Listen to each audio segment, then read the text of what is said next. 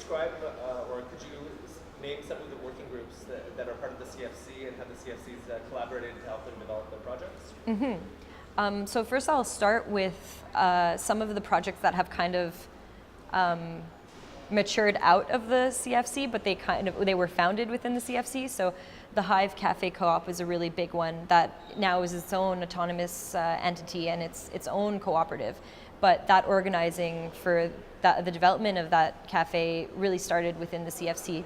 Another one is the Co-op des Brasseries Luminées, which is a group that's focused on brewing their own beer. And so they've been working on their own and incorporated themselves as well and are their own entity, but also came from the CFC.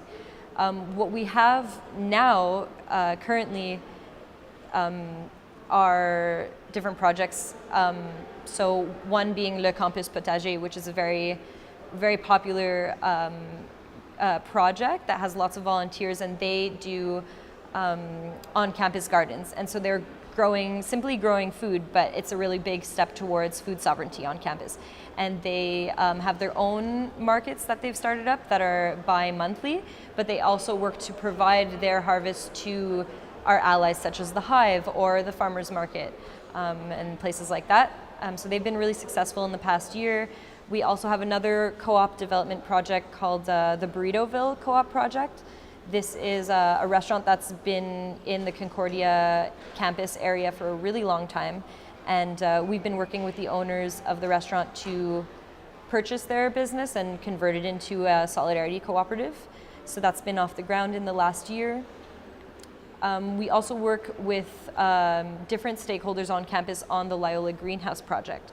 Now this stemmed primarily out of the CSU, but we're now participating in discussions about governance structure and how the operations of a greenhouse at Loyola would look like in the future.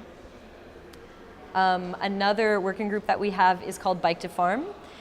This I like to see as more of an educational project where we organize bike trips to organic farms in the surrounding area of Montreal. So you have a